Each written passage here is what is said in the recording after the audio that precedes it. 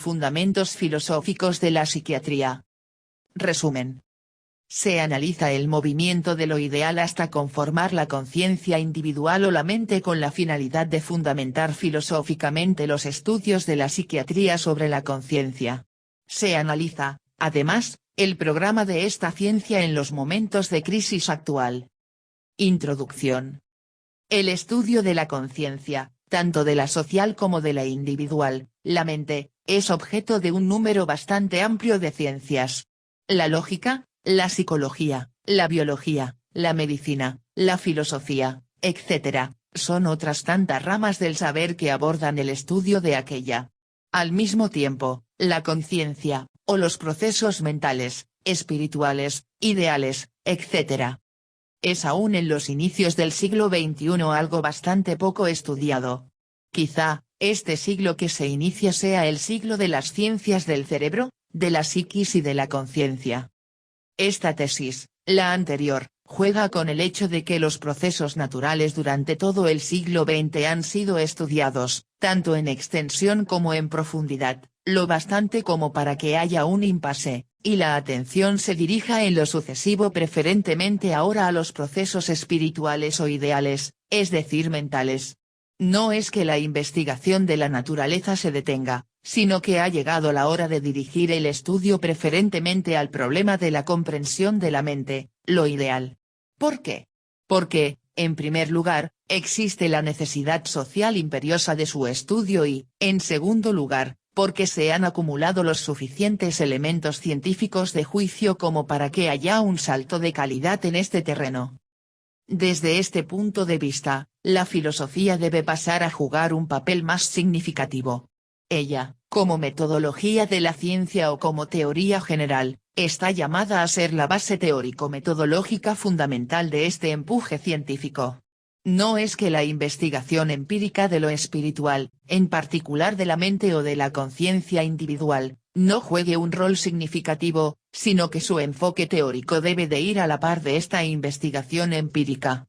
Esto obedece al hecho de que, por una parte, se han acumulado suficientes materiales empíricos y, por la otra, se requiere de una generalización teórica, es decir de la construcción de una nueva teoría. Esta nueva teoría debe de ir más allá de lo que en su momento aportó el psicoanálisis o la psicología no freudiana del siglo XX. Un enfoque psicológico para la generalización de los datos empíricos de la psiquiatría, la neurología, la fisiología del cerebro, etc., alcanzados en el siglo XX se quedaría a la mitad del camino, una vez que estas ciencias han rebasado la psiquis y se han adentrado en el camino de lo ideal. Por eso, la filosofía puede en este contexto pronunciarse. La psicología, aunque de hecho incursiona en el terreno de lo ideal, es una ciencia esencialmente y preferentemente de lo psíquico, que no puede, por ello, proponerse una generalización teórica en este terreno. Si le preguntáramos a un psicólogo que estudia la psicología nos dirá, se trata de la respuesta más probable, que estudia la psiquis. Pero la psiquis es un fenómeno material, la conciencia, en cambio, es un fenómeno esencialmente ideal. La psiquis es solo el soporte material de la conciencia. La conciencia, contrario a lo que piensan muchos, es más general, más amplia que la psiquis, es decir contiene a la psiquis, y no a la inversa, la psiquis a la conciencia. La conciencia, es decir la mente y sus imbricaciones, es una forma de reflejo. Ahora bien, para estudiar las formas del reflejo hay que tener en cuenta que, a. El desarrollo va de lo anterior a lo posterior, de lo inferior a lo superior, de lo simple a lo complejo, b. Lo anterior, inferior y más simple se contiene en lo posterior, superior y más complejo, c. Lo posterior, superior y más complejo no se reduce a lo anterior, inferior y más simple, d. Lo posterior, superior y más complejo representa un salto cualitativo, es decir la aparición de una nueva cualidad en relación a lo anterior, inferior y más simple, etc. El tránsito de la psiquis a la conciencia representa el surgimiento de una nueva cualidad, lo ideal. Por eso, la psicología no puede pretender ahora, a partir de los datos y estudios acumulados, a ser la teoría general de los estudios de la conciencia. No es de extrañar que se hable de la crisis del psicoanálisis y la crisis que esto acarreó en psiquiatría. Se habla incluso del fin de la psicología y su transformación en neuropsicología o neurociencia cognitiva. Algo está claro para los psiquiatras, no existe una buena teoría general de la mente. Hoy día la psiquiatría tiene un enfoque ecléctico sobre los procesos mentales. En este contexto, el enfoque filosófico pasa a jugar un papel importante.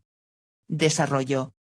El estudio de la conciencia, de los procesos mentales y su penetración en la vida social, debe comenzar por su célula, el concepto. Capítulo 1. El concepto. Las formas del reflejo consciente, se nos dice, son el sensorial y el racional. Es sensorial el reflejo que se efectúa por medio de las sensaciones, las percepciones y las representaciones. Es racional el reflejo que se efectúa por medio del concepto y el juicio. Claro que aquí se trata de las formas fundamentales del reflejo, tanto del racional como del sensorial. Evidentemente, hay otras formas, pero secundarias. Detengámonos en las formas del reflejo sensorial. La sensación se define como el reflejo de las propiedades aisladas de los objetos cuando estos están presentes, por ejemplo la sensación del rojo, del frío, etc. La sensación es la primera forma del psiquismo y aparece ya a la altura de los insectos. La percepción, por su parte, es el reflejo integral del objeto, pero cuando éste está aún presente. Si el objeto no está presente, si se trata de una reproducción a posteriori del objeto con el uso de la memoria, la evocación, etc. Entonces estamos en presencia de la representación. La representación la encontramos totalmente desarrollada ya en los animales superiores. Claro que estas formas existen por separado en la escala evolutiva, es decir de forma filogenético. En el hombre, por el contrario, existen de forma subsumida, integrada, compactada. En el hombre, a lo sumo, encontramos la sensopercepción. Se trata de la contemplación del objeto. Cuando el hombre contempla el rojo lo que produce no es una sensación al estilo de los insectos, sino una reproducción integral del rojo, es decir una sensopercepción. La capacidad de integrar el objeto en una totalidad en cada acto sensible es una facultad inherente a cada ser humano. Podemos, por ello, hablar de dos formas fundamentales del reflejo sensible humano, la sensopercepción y la representación. Lo que diferencia la una de la otra es la forma de evocar la imagen psíquica. Si es directa, inmediata, en la contemplación, etc., entonces estamos ante la sensopercepción. Si es mediata, indirecta, etc., entonces estamos ante la representación. Pero la inmediatez, la mediación, etc., son términos relativos. Por tanto, la antítesis entre sensopercepción y representación es relativa. Entre la energía de la excitación externa y el hecho psíquico siempre media el proceso neurofísico. Pero la representación solo puede existir si previamente tenemos una sensopercepción. Solo podemos evocar, memorizar lo previamente contemplado, sensopercibido. Sin sensopercepción no hay representación. Notemos algo. La sensopercepción es también una especie de representación. Entre la excitación externa y el hecho psíquico hay independencia relativa. El hombre solo puede evocar la sensopercepción, si desvincula la excitación externa del hecho psíquico. Es decir, retiene más o menos el tiempo prudencial la imagen psíquica con independencia de la energía de la excitación externa. Por tanto, lo que distingue la sensopercepción de la representación es la mediatez entre la excitación externa y el hecho psíquico. Comúnmente se dice que la sensopercepción es más rica, más agotadora que la representación. Pero esto es válido solo para determinado tipo de representación. La representación de la palabra del lenguaje oral es tan rica como la sensopercepción de la misma. Es que el hombre puede representarse los más disímiles objetos de la realidad. E incluso pretende siempre lograr una representación sensible del objeto que se trata. Hasta en los campos de la ciencia tiene esa pretensión ingenua, aunque haya objetos en la ciencia que solo pueden ser comprendidos de forma teórica, sin representación intuitiva, como por ejemplo, el campo electromagnético. La facultad de la representación en el hombre, en relación a la de los animales superiores, solo está potenciada, aumentada, etc. No hay diferencias cualitativas de principio. Lo que diferencia el mundo de las representaciones del hombre de las del mundo animal es el tipo de objetos que caen bajo la facultad de la representación. El hombre puede representarse no solo los objetos de la realidad natural, dada al hombre en sus sensopercepciones, sino también los de la realidad sobrenatural, artificial, etc., creada por los signos de su comunicación. Efectivamente, dentro de los objetos representados por el hombre caen aquellos que son los signos del lenguaje, es decir la palabra. El animal también tiene signos del lenguaje, y también se los representa. Pero no llega a formar palabras articuladas. Cuando la gallina ve el gavilán y forma su cacareo, el cacareo es un signo para el polluelo. El polluelo no ve el gavilán, pero se representa el cacareo. A tenor de ello se protege del gavilán. Aquí hay comunicación, hay representación del signo por parte del animal. Pero este signo no está a la altura de la palabra articulada. La representación de la palabra articula forma el concepto. El animal no forma concepto, al menos por sí solo. El concepto es propio del mundo del hombre. El animal incorporado a la práctica humana, como por ejemplo el perro, puede elevarse a la altura del concepto. Las órdenes de mando que el perro asimila solo son posibles en la medida de que hay comprensión de la palabra articulada, entendimiento del concepto. Pero el perro por sí solo no puede producir el concepto. Necesita ser incorporado al mundo del hombre. El hombre, por el contrario, produce el concepto por sí solo. Este es su producto preferencial. Efectivamente, la representación de la palabra articulada forma concepto. Pero no la representación de cualquiera palabra, sino de determinadas palabras. Cuando digo perro y me represento esta palabra aún no tengo el concepto. La palabra perro es un calificador, denota una calidad. Pero la calidad por sí solo no forma concepto. Comúnmente se piensa lo contrario, se identifica el concepto con el calificador. Esta idea pierde de vista que la calidad forma concepto cuando está unida a la cantidad. Es la unidad cuanticualitativa la que al representarnos la forma concepto. Cuando digo todo perro, el perro, algún perro, etc. Y me lo represento, formo concepto. Aquí todo, algún, etc., son cuantificadores. El cuantificador unido a un calificador forma concepto, es la unidad cuanticualitativa la que al representarnos la forma concepto. Cuando digo el perro también formo concepto. En la palabra el perro hay una determinación cuantitativa unida a un calificador. Aquí, en el perro, me refiero a todo perro. El artículo el indica la cantidad de la totalidad del género. Por tanto, también forma concepto. Aclaremos algo. El nombre propio, por ejemplo Pedro, también forma concepto. Cuando con la palabra Pedro denoto a una persona, me refiero a una entidad que es una unidad cuanticualitativa. No importa que se nos diga que Pedro puede ser cualquiera. Se trata aquí de un Pedro determinado, no de un Pedro indeterminado. ¿Cómo es que está determinado? En el contexto del lenguaje. Cuando en el lenguaje usamos la palabra Pedro en calidad de nombre propio lo hacemos para designar a una persona. Esta persona es una unidad cuanticualitativa. Si por el contrario, la usamos en calidad de variable, esta variable denota que se trata de un nombre propio que se usa para designar a una persona, que es también una unidad cuanticualitativa. Por tanto, Pedro en tanto que nombre propio es un concepto. Él designa una unidad cuanticualitativa.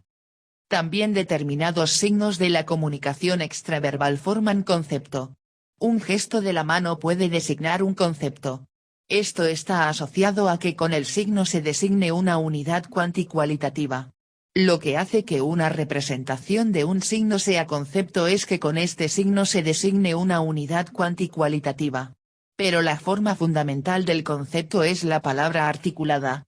Por eso, nuestro análisis se remitirá todo el tiempo a los signos del lenguaje articulado. El signo por sí solo no es concepto, aunque designe una unidad cuanticualitativa. Lo que lo hace concepto es que sea una representación sensorial del signo. El signo existe fuera de la subjetividad, como ondas mecánicas del aire, si se trata, por ejemplo, de la palabra oral. En la subjetividad, solo existe la representación del signo. Por eso, la representación del signo es en primer lugar una imagen sensible del signo. Esta es la forma psíquica fundamental en que existe el concepto. Pero el concepto es, en segundo lugar, un significado. Él es la unidad de la imagen sensible del signo y el significado. Precisamente, es este significado el que acusa la unidad cuanticualitativa que el signo designa. El que la forma verbal del signo acuse esta unidad de forma directa, evidente, etc. Depende del tipo de signo. Ya vimos que el nombre propio no acusa esta unidad, la unidad cuanticualitativa, de forma evidente, mientras que el signo el perro lo acusa directamente. Es decir, de la forma exterior del signo se infiere la unidad cuanticualitativa que el signo designa. Este enmascaramiento del significado del signo es lo que ha creado la confusión en torno de si el nombre propio forma concepto o no. Ya vimos cómo resolver esta confusión. Todo estriba en ver si el significado del signo acusa una unidad cuanticualitativa o no. Si la acusa, entonces forma concepto. La representación del cacareo de la gallina por parte del polluelo también porta un significado. El cacareo es un signo que acusa el peligro para el polluelo. Este bien lo sabe. Pero este significado en la psiquis del polluelo no acusa una unidad cuanticualitativa. El cacareo es un signo del peligro, pero este peligro es abstracto. El polluelo no logra determinar que se trata de un gavilán. El cacareo es peligro en general y no peligro concreto. Cuando digo el gavilán acuso una determinación cuanticualitativa, mientras que cuando la gallina cacarea acusa el peligro en abstracto, el peligro en general. La determinación de la cantidad y la calidad en el significado del signo solo es posible por medio de la palabra articulada. La palabra articulada permite acusar la calidad y la cantidad. Claro que para poder instrumentar al hombre, a tenor del uso de la palabra articulada, hubo de pasar por el proceso de humanización. Pero la diferencia, en el plano lógico, entre la representación del signo en el animal superior y la representación del signo en el hombre se reduce a la naturaleza del significado del signo. El signo en el hombre, en la palabra articulada, acusa lo concreto, la determinación cuanticualitativa del objeto, mientras que en el animal la representación del signo acusa lo abstracto, lo indeterminado. Es signo en general. Efectivamente, por medio de la palabra articulada el hombre puede expresar la realidad en su naturaleza concreta, en su plena determinación. Con la palabra articulada se reconstruye la realidad a plenitud. Nada escapa a la naturaleza plenipotenciaria del lenguaje articulado. ¿Por qué? Porque el lenguaje articulado determina la realidad en la calidad y en la cantidad. Toda realidad es la unidad de la cantidad y la calidad. El trueque de la cantidad en la calidad solo arroja una nueva calidad, que a su vez arrastra una determinada cantidad. No hay forma de escapar de la determinación en la cantidad y en la calidad. Dos cosas de igual cantidad se diferencian, sí y solo sí, por la calidad. A su vez, dos cosas de igual calidad se diferencian, sí y solo sí, por la cantidad. Por eso es que se nos dice que la calidad es idéntica al ser. Una cosa es la que es en virtud de su calidad. La calidad es lo que hace que una cosa sea la que es y no otra. Estas condiciones no son la función del pensamiento, sino que por el contrario el pensamiento es función de estas condiciones. Pensar la realidad solo se puede si se piensa en términos de calidad y cantidad. La calidad y la cantidad son las determinaciones lógicas primarias de la realidad, es decir del ser de las cosas. La calidad y la cantidad son idénticas al ser. El cacareo de la gallina no atrapa la realidad en la determinación cuanticualitativa. Por eso no puede determinarla de forma concreta. Y por eso es que no llega al concepto. El concepto es la determinación cuanticualitativa de la realidad, del objeto. El concepto es, por tanto, idéntico al ser. Capítulo 2. El juicio. La forma inmediata en que un concepto se relaciona con otro es el juicio. Cuando digo el perro es un animal forma un juicio. Aquí hay dos conceptos que se relacionan por medio de la cópula es, el perro y un animal. Tanto perro como animal son calificadores. Estos términos, indican determinada calidad. Estas calidades, como vimos, cuando están unidas a la cantidad, es decir determinados por cuantificadores, forman conceptos. Aquí, en este juicio, el perro se refiere a todo perro y animal está unido al cuantificador un. Por tanto, tenemos dos conceptos, el perro y un animal. En ocasiones el pensamiento hace economía y obvia el cuantificador del segundo concepto, del que forma predicado, en este caso un. Cuando decimos el perro es animal omitimos el un. Pero queda implícito que se trata de un animal. En lógica se acostumbra a escribir en lugar del juicio anterior la forma todo S es P, donde S y P son calificadores. Aquí se omite el cuantificador del segundo concepto, dando por entendido que el cuantificador solo debe aparecer en el sujeto, es decir en el primer concepto. Esta forma del juicio anterior enmascara el hecho de que en el juicio lo que se relaciona son dos conceptos, una vez que el segundo concepto P aparece sin cuantificador. Esta omisión es factible porque es el ser el que se acusa en el juicio. Veamos. En el juicio el perro es un animal. Hay dos conceptos que ocupan dos posiciones distintas.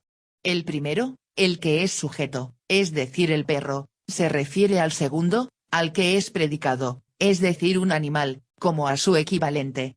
El primero juega un papel relativo, el segundo juega un papel equivalencial.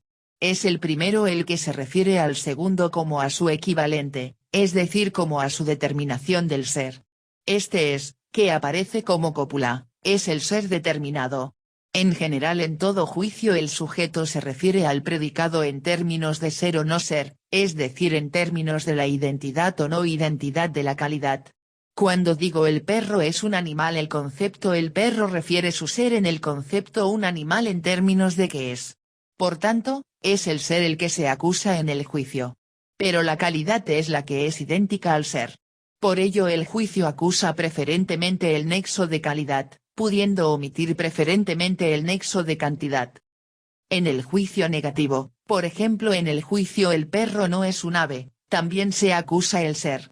De nuevo hay dos conceptos que se relacionan, el perro y un ave. Pero en este caso en los términos de no ser.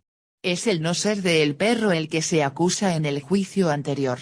Pero el no ser es una determinación del ser, es forma de manifestarse el ser. Por tanto, en el juicio negativo también se acusa el ser. ¿Pero de qué concepto? Del que juega el papel relativo, al igual que en el juicio positivo, es decir del sujeto. Y como la relación es en términos del ser, y como el ser es idéntico a la calidad, entonces podemos omitir el cuantificador un y decir el perro no es ave. El pensamiento puede hacer economía, pero es necesario superar esta omisión. Para la investigación del juicio hay que tomar la forma general y derivar de ella la forma particular, y no a la inversa. La forma omitida es forma particular. La verdadera forma general del juicio es la forma no omitida, la forma en que un concepto, el sujeto, se refiere a otro, al predicado, como a su equivalente, o no equivalente. Analicemos las formas relativa y equivalente del juicio. El primer concepto, el sujeto del juicio, juega, como decíamos, un papel relativo. Es él el que juega un papel activo. Es él el que se refiere al predicado como a su determinación del ser. Claro que al juicio le podemos dar la vuelta. Es decir, poner en lugar del sujeto el predicado y en lugar del predicado el sujeto, decir, por ejemplo, un animal es el perro. Pero, con ello, no hacemos más que invertir los papeles. De nuevo nos vamos a encontrar con una forma relativa y una forma equivalencial. El que un concepto juegue el papel relativo o el papel equivalencial depende del lugar que ocupe en el juicio, y este lugar depende de la intención del hablante. Por tanto, hay que tomar el concepto en el lugar que le asigne la intención del hablante. ¿Por qué es el sujeto el que juega un papel activo? Porque es el ser de él el que se acusa en la relación del juicio. Es el ser del concepto, que juega el papel relativo, el que se refiere en términos de ser o no ser en la relación. El concepto del predicado solo sirve como material, espejo de este ser del primer concepto. Por eso el predicado juega un papel pasivo. El predicado, no acusa nada. Él solo sirve como equivalente en esta relación, como material en el que se refiere el ser del primer concepto. Esta forma simple o relativa del concepto se hace más compleja, más desarrollada cuando en lugar de un juicio tenemos varios juicios sobre el mismo concepto. El primer juicio era el perro es un animal, ahora añadimos el perro no es un ave. Pero podemos añadir más, prácticamente una lista ilimitada. Por ejemplo, podemos añadir el perro es un ser cuadrúpedo. De lo que se trata en este desarrollo del concepto es de enunciar toda la serie de juicios que sobre el concepto el perro podemos formular. El sistema, serie, de los juicios, en los cuales el perro es sujeto, constituye la forma desarrollada de la forma relativa del concepto. En este punto del análisis hay que detenerse. Lo que yo sé del perro coincide con lo que yo puedo decir del perro, es decir con la serie de juicios que sobre él puedo formular. Y lo que yo puedo decir del perro coincide con mi idea del perro. Mi idea del perro coincide aquí con el concepto que yo tengo del perro. Idea y concepto coinciden así. Por tanto, el concepto no es más que una forma de la idea del objeto. La forma desarrollada de la forma relativa del concepto no es más, por tanto, que la forma desplegada del concepto, una forma ideal del concepto. La facultad del juicio así como la facultad de la conceptualización, van de la mano. En la historia de las ciencias lógicas hay una antigua discusión acerca de por dónde comenzar la exposición, de si comenzar por el juicio o por el concepto. El hecho de que la forma desarrollada de la forma relativa del concepto coincida con el concepto del objeto nos indica que el punto de partida es el concepto y no el juicio. El juicio solo viene a acusar lo que ya estaba instalado en el concepto. Yo solo puedo decir de un objeto, es decir formar juicio sobre algo, en la medida en que conozco a ese algo, es decir en la medida que formo concepto de ese algo. El juicio presupone al concepto, y no a la inversa. De donde, el juicio es un tipo de concepto. Ya hemos visto la forma simple y la forma desarrollada de la forma relativa del concepto, así como vimos la forma simple de la forma equivalencial del concepto. Ahora nos corresponde analizar la forma desarrollada de la forma equivalencial del concepto. Para ello no hay más que darle la vuelta a la forma desarrollada de la forma relativa, es decir darle la vuelta a los juicios que forman la serie de la forma desarrollada en cuestión. Podemos decir, por ejemplo, un animal es el perro, un ave no es el perro, un ser cuadrúpedo es el perro, etc. Ahora es el concepto que ocupa la forma equivalencial el que se repite en la serie de juicios que forman la progresión. Parecería como que esta serie de juicios son simple juego de palabras, pero nos equivocamos. En la práctica el pensamiento opera así, lo que con otros conceptos. Existen las llamadas categorías del pensamiento. Las llamadas categoría, conceptos de extrema amplitud, monopolizan, como tendencia, la forma equivalencial del juicio. Raras veces encontramos en el lenguaje común y corriente el juicio un animal es el perro. Por el contrario, lo más común es ver la forma el perro es un animal. Como puede verse, la relación entre perro y animal es de género y especie. Lo más genérico es animal. Lo más común es encontrar la forma genérica en el lugar de la forma equivalencial. Pero si buscamos lo genérico de lo genérico de lo genérico, etc., el pensamiento se mueve hacia las categorías. Las categorías son la forma dinero del pensamiento lógico. Son los conceptos que monopolizan, como norma, la forma equivalencial, o existe al menos una tendencia a ello.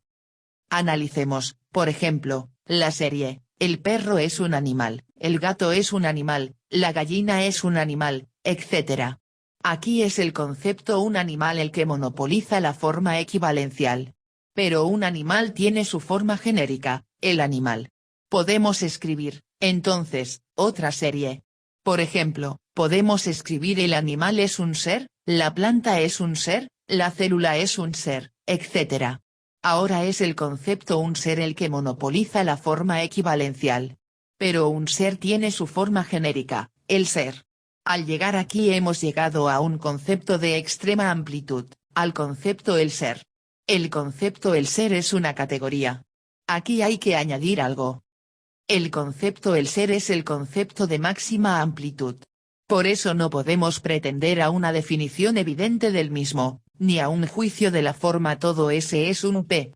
No es posible referir el concepto el ser a una forma más genérica. Lo más que podemos decir es el ser es.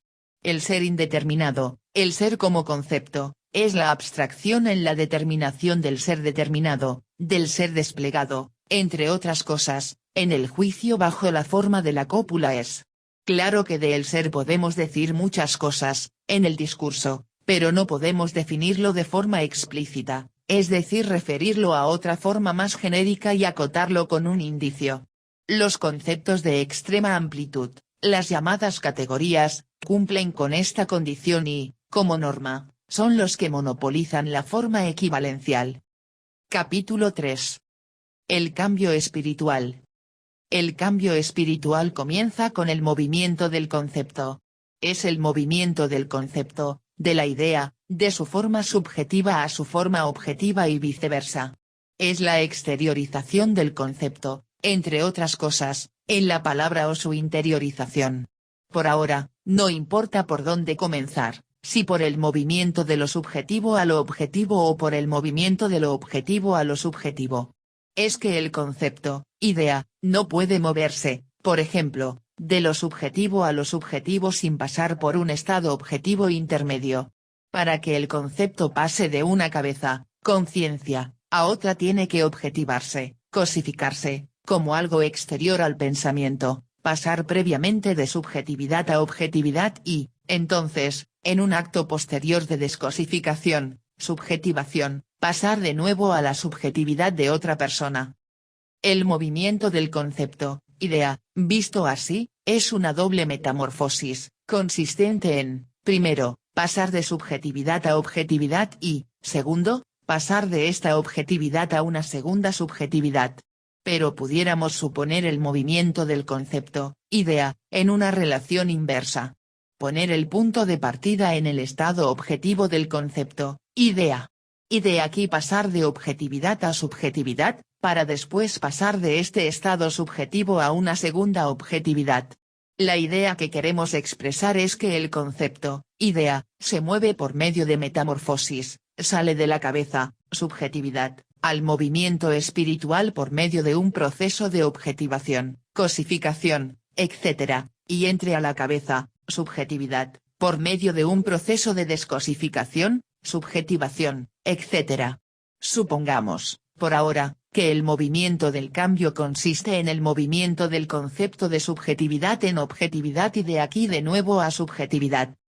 La objetivación, cosificación del concepto, es requisito indispensable para que se mueva de una cabeza, conciencia, a otra.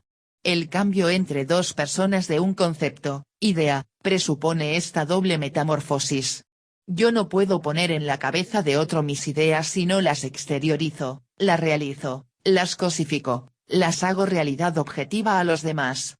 ¿Cómo es que las cosifico? Por medio de la actividad. Por medio de la actividad yo hago realidad objetiva mi concepto. En primer lugar, puedo utilizar la palabra articulada. Supongamos que un niño no conoce lo que es un avestruz, y que queremos transmitirle el concepto, idea, del avestruz. Podemos decirle el avestruz es un ave, el avestruz tiene plumas largas en la cola, etc. En la serie prácticamente ilimitada de juicios sobre el avestruz puedo describir el concepto, exteriorizar el concepto, plasmar el concepto, etc. Pero el lenguaje articulado es actividad, actividad con los signos del lenguaje. Es, por tanto, actividad humana en general. El niño puede por medio de esta actividad apropiarse el concepto de avestruz. Pero lo hace porque yo desarrollo una actividad exterior, en este caso sobre los signos del lenguaje. Para apropiarse el concepto de avestruz el niño tiene, a su vez, que desarrollar su actividad sobre los propios signos del lenguaje. Él no puede apropiarse el concepto que yo plasmo si no desarrolla, a su vez, su propia actividad.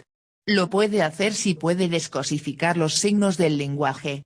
Necesita desarrollar una actividad adicional sobre mis signos del lenguaje para apropiarse el concepto. Se trata del entender del niño, del comprender del niño. Si el niño habla nada más que inglés y se lo decimos en español evidentemente no entenderá. El uso de la palabra articulada para transmitir un concepto presupone una doble actividad, la actividad del que habla y la actividad del que escucha. Como quiera que se mire, este cambio de concepto será siempre una doble actividad, actividad para exteriorizar el concepto y actividad para interiorizar el concepto. Por eso, solo en la actividad puede moverse en el cambio, pasar de una cabeza a otra, el concepto, idea. Notemos algo. El cambio espiritual, a diferencia del cambio material, no presupone el intercambio. En la esfera económica, el cambio de mercancía se ejecuta por medio del intercambio. El propietario de una mercancía se anima a deshacerse de su mercancía si a cambio recibe otra. Es un cambio de manos en doble dirección. En la esfera espiritual, el cambio de las ideas no presupone el intercambio. La idea se mueve de una cabeza a otra sin que la cabeza que cede la idea reciba una a cambio. Claro que, a la larga, el sujeto que ofrece su idea al otro se sitúa en el otro extremo de la cadena y es ahora, en otra relación, el que recibe la idea, sin que dé nada a cambio esta vez. El cambio espiritual, por tanto, no reviste la forma directa de intercambio. El intercambio espiritual tiene lugar solo a escala social y no a nivel del momento del cambio. De este modo, solo en la actividad del concepto, idea, puedo pasar de una cabeza, subjetividad, a otra. Pero actividad en la doble relación, en la relación de cosificación y en la relación de descosificación. Yo exteriorizo el concepto al plasmarlo por medio de la actividad en cosa exterior, lo cosifico, y el niño interioriza el concepto, al descosificarlo por medio de la actividad, de cosa exterior en idea interior. Es la actividad el puente que une un estado del concepto y el otro. Designemos estos dos estados del concepto por S y O indistintamente, el subjetivo, por S, y el objetivo, por O. Desde este punto de vista, el cambio espiritual tiene la forma S, O, S. El punto de partida es, aquí, el estado subjetivo, S. Por medio de la actividad el concepto se hace ahora objetivo, O. Y después, por medio de la actividad otra vez, se hace subjetivo, S. Podemos invertir, ahora, la relación S-O-S. Suponer que el movimiento no es de subjetividad a subjetividad, por medio de la objetivación, sino de un estado objetivo a otro estado objetivo, pero ahora por medio de la subjetivación. Desde este punto de vista el cambio espiritual tiene la forma O, S, O. Supuestamente, aquí, el punto de partida es el estado objetivo del concepto, idea, y no el estado subjetivo. Desde el punto de vista estrictamente del cambio espiritual no hay forma de distinguir cuál de las dos fórmulas es la que hay que tomar por fundamental y cuál por secundaria, cuál es la general y cuál la particular, es decir cuál contiene a cuál. Esto se puede aclarar cuando se analice el proceso de producción, lo que se hará más adelante. Lo que interesa aquí es que la fórmula OS-O es tan válida para estudiar el cambio como la fórmula, forma, SOS. Se trata del simple movimiento del concepto, idea, por medio de metamorfosis de un estado a otro, de su estado objetivo o a su estado subjetivo S, y viceversa. En general, el movimiento del concepto, idea, en el cambio espiritual se inserta en el proceso de circulación espiritual, lo que veremos más adelante. La forma OS-O puede ser utilizada para estudiar la formación de la conciencia individual. La formación de la conciencia social no interesa por ahora. En su definición más simple, la conciencia individual no es más que, entre otras cosas, el conjunto de conceptos, ideas, que moran en la psiquis de un individuo. ¿Cómo es que estas ideas llegan a tomar cuerpo en esta psiquis? Por medio del cambio espiritual, particularmente en la relación del tipo OS-O. Al venir al mundo el niño es incorporado a la vida social y se encuentra con los conceptos, ideas, plasmadas a su derredor. Aquí los conceptos, ideas, son, para el niño en cuestión, objetivos. Están cosificados en su entorno. Aún el niño, supuestamente, no ha incorporado a su conciencia estos conceptos, no tiene conciencia alguna. El punto de partida en la formación de la conciencia individual del niño es este estado objetivo. El movimiento del concepto, idea, es, por tanto, del estado objetivo al estado subjetivo S. Por medio de su actividad, el niño descosifica estos conceptos y los convierte en contenido de conciencia, estado S. Solo después que se apropia de estos conceptos, ideas, es que puede, está en condiciones, de exteriorizarlos, plasmarlos, cosificarlos en el estado objetivo o. Esto ocurre, claro está, cuando ya su conciencia ha madurado lo suficiente. El próximo paso es, entonces, el tránsito del estado S al estado O. Por tanto, la conciencia individual se forma en la relación OS-O. Notemos algo. La relación entre el padre y el niño en la transmisión del concepto de avestruz para la formación de la conciencia individual nos puede ilustrar en la comprensión de otro problema, el problema de los conceptos primigenios. Supongamos que el niño no sabe lo que es un avestruz. Podemos decirle el avestruz es un ave, tiene plumas largas en las alas y en la cola, etc. Pero para comprender el significado de estos juicios necesita disponer previamente del significado de los conceptos ave, pluma, cola, etc. Un juicio es comprendido, descosificado, cuando el concepto que juega el papel de equivalente es contenido de conciencia del sujeto interlocutor. Se comprenderá que el juicio el avestruz es un ave se enuncia para enfatizar el ser del sujeto del juicio. Es el sujeto del juicio el que se acusa en la relación en cuestión. Pero para acusar este ser, el del sujeto o forma relativa, se necesita del previo conocimiento, posesión, del concepto que es predicado, forma equivalente.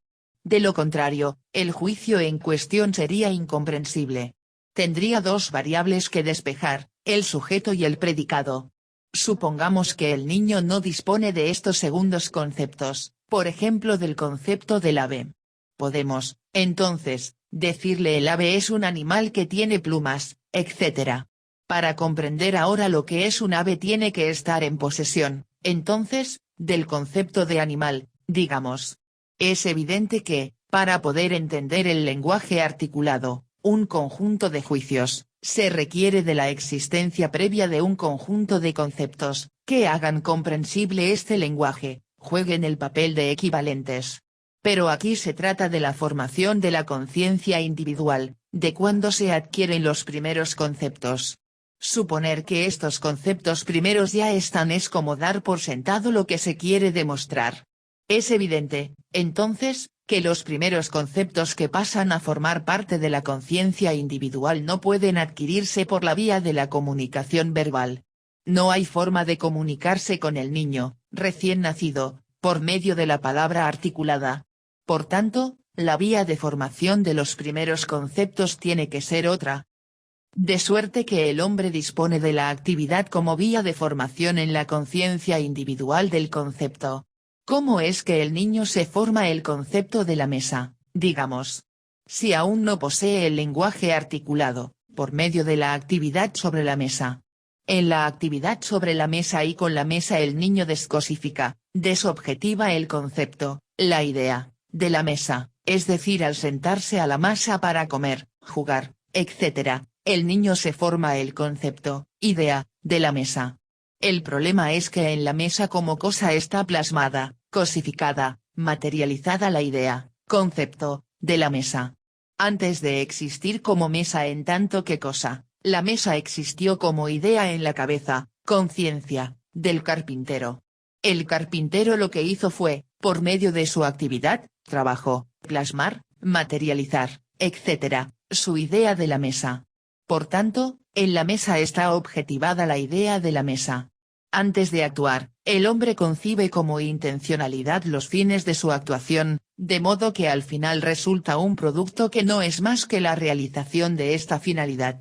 La idea, Concepto, de la mesa recoge dentro de sí el plan, el proyecto del carpintero, y este plan o proyecto recoge, a su vez, la finalidad que encierra el objeto que es la mesa. ¿Cómo es que el niño se apropia esta finalidad? En el sentarse a la mesa, y no sobre la mesa. Al comer, desayunar, etc., en la mesa el niño se apropia esta finalidad, descosifica la finalidad que mora como un duende en el objeto en cuestión. La mesa puede ser muchas cosas, puede ser material combustible, si es de madera, puede ser un objeto arrojadizo, etc., pero es mesa en virtud de su finalidad. Ferrocarril por donde no pasan trenes no es tal ferrocarril. La mesa es tal mesa en relación a su finalidad. Si me siento en la mesa, ya no es mesa, ya es silla, por ejemplo. De este modo, el niño se apropia la finalidad, la idea, o concepto de la mesa en cuestión al interactuar con la mesa. Si ahora el padre hace que el niño asocie la palabra la mesa con el objeto en cuestión, entonces acaba formándose el concepto de la mesa sin necesidad de la apropiación previa del lenguaje articulado.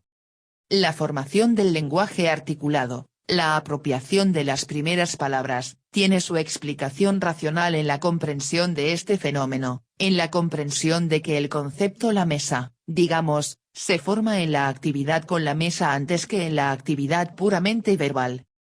Podemos, entonces, ampliar el concepto que tenemos del cambio espiritual. Ya no se trata solamente del movimiento del concepto de objetivo a subjetivo y viceversa por medio de la palabra, lenguaje articulado, sino también por medio de la cosificación del concepto en el propio objeto en cuestión. Es decir, al cosificar la idea de la mesa en la mesa en cuestión por medio de su actividad, trabajo, el carpintero hace transitar el concepto, idea, de la mesa de su estado subjetivo S a un estado objetivo O. El movimiento ulterior de este concepto es el tránsito de la idea de la mesa de su estado objetivo O a un nuevo estado subjetivo S, en la cabeza o conciencia del niño. Notemos algo. Es evidente que en el caso de la mesa la idea y la cosa son coincidentes. El problema de la identidad es resuelto aquí a favor del epistemologismo. Lo que la mesa es, en tanto que cosa, coincide con la idea de la mesa. La mesa en cuestión no es más que la propia realización de la idea de la mesa. Es simple movimiento del concepto. Otra cosa sucede con los objetos, cosas, producidos por la propia naturaleza. La identidad, de existir aquí, se logra por otra vía. De hecho el movimiento del concepto en el cambio espiritual ocurre por varias vías. La primera forma que vimos es el movimiento del concepto por medio de la palabra. Es el movimiento del concepto como conocimiento. La segunda que vemos ahora es el movimiento del concepto por medio del objeto como cosa, como bien. Es el movimiento del concepto como bien, en lo fundamental como bien material. Pero existe una tercera forma. El movimiento del concepto como valor. Veamos. Los hombres no solo plasman sus conceptos por medio de la palabra o de su trabajo, sino también por medio de su comportamiento o conducta. En el comportarse de unos hombres con relación a otros, en la interacción de los hombres entre sí surgen formas de actividad, formas de conducta, que son conceptos, ideas, al estilo de los conocimientos o los bienes.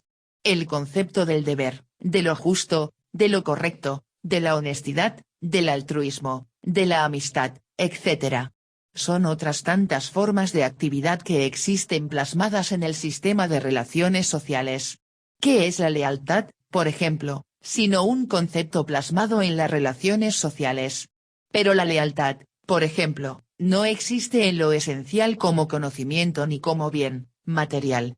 Existe como concepto no solo en la cabeza, conciencia, del individuo, sino más bien y esto es lo fundamental en la interacción entre los hombres, en el sistema de las relaciones sociales. El concepto de la lealtad, por ejemplo, existe, entre otras formas, en la conciencia individual. Es su estado subjetivo S. Para pasar a otra conciencia individual, otro estado S, tiene necesariamente que objetivarse. Pasar a su estado O. Tiene que recorrer el ciclo SOS, pudiera ser también OSO, pero esta forma no interesa aquí. ¿Cómo es, entonces, que existe en estado O. No existe como bien material, como objeto físico plasmado en calidad de cosa. No existe también, en lo fundamental, como conocimiento. Existe esencialmente, en su estado O, como relación social, como forma de actividad humana en el interaccionar de unos hombres con relación a otros. De aquí se desprende el hecho de que solo, fundamentalmente, en el interaccionar con los otros hombres el niño puede descosificar, desobjetivar, el valor en cuestión, pues este valor existe plasmado, en lo fundamental, en el sistema de las relaciones sociales. Existe, en lo fundamental, como relación social y no como conocimiento ni como bien. Existe la falsa creencia de que, en lo fundamental, por medio de la palabra se pueden crear valores. Es el sentido, muchas veces, de la prédica moral. Pero, como vemos, el tránsito del estado objetivo o del valor a su estado subjetivo ese es factible, en lo fundamental, al descosificar el concepto que se encuentra plasmado como conducta, comportamiento, en el sistema de las relaciones sociales. Esta apropiación del valor, el tránsito de O a S, es esencialmente conducta, comportamiento, social del niño. Lo que es válido para el niño es válido para el resto de las personas, y a la inversa. También los valores estéticos se ajustan a esta norma, no solo los morales. Comúnmente se piensa que se puede esencialmente educar el gusto estético, artístico, de las personas. ¿De qué modo? Por medio, se piensa de la propaganda artística. Si con el uso de los medios de divulgación propagandizamos, por ejemplo, determinada música, es de pensar dicen algunos que las personas acaben gustando de esa música. Pero este análisis es en lo fundamental, aunque no del todo, falso. El gusto estético, artístico, de una persona consiste en la adecuación del objeto estético al ideal de belleza de la persona en cuestión. Pero el ideal de belleza de las personas se forma no en la propaganda artística, sino en la interrelación, descosificación, de las relaciones sociales. El ideal de belleza, y con él el resto de los conceptos estéticos, lo trágico y lo cómico, lo sublime y lo ridículo, lo heroico y lo vil, etc. Existe plasmado como concepto en calidad de valor, es decir como relación social. Por tanto, solo, en lo fundamental, en la descosificación de las relaciones sociales la persona puede formar su ideal de belleza. De aquí que el gusto estético sea a priori, en lo fundamental, con relación al acto en que un bien espiritual es dado, en calidad de sugerencia estética, a la conciencia. No es posible, por tanto en lo fundamental, formar el gusto artístico de esta forma, es decir por medio de la propaganda artística. El gusto artístico se forma, pero no esencialmente así. Los conceptos estéticos existen esencialmente como valores, y estos, los valores, existen como relaciones sociales y no como conocimientos. La apreciación estética, artística, ayuda a la formación del gusto, pero no es el mecanismo fundamental de su formación. Lo que decimos de los valores morales y valores artísticos, lo decimos del resto de los valores sociales. El valor existe siempre, en lo fundamental, como relación social, como concepto plasmado en la conducta humana. Por eso su movimiento de subjetividad a objetividad y viceversa es factible solo en la cosificación y descosificación de la relación social. El valor existe plasmado, objetivado, en el sistema de las relaciones sociales, y no como conocimiento. La formación del valor, en lo fundamental, no es un acto noseológico, sino sociocultural. El conjunto de los conocimientos, bienes y valores sociales forman lo que se conoce como cultura. Capítulo 4. La circulación espiritual. Ya bien sea bajo la forma SOS o bien bajo la forma OS o el concepto, idea, se mueve. Es su tránsito, metamorfosis, de un estado a otro, de su estado S a su estado O o viceversa. No es posible, como vimos, que se mueva de S a S sin pasar por O. Tampoco es posible que se mueva de un estado O a otro estado O sin pasar previamente por un estado S. El movimiento del concepto, idea, es factible si es la conciencia individual, sujeto, la que lo pone en movimiento. Solo la conciencia individual, sujeto, En lo fundamental, o la acción mancomunada de las conciencias individuales es la que puede poner en movimiento el concepto.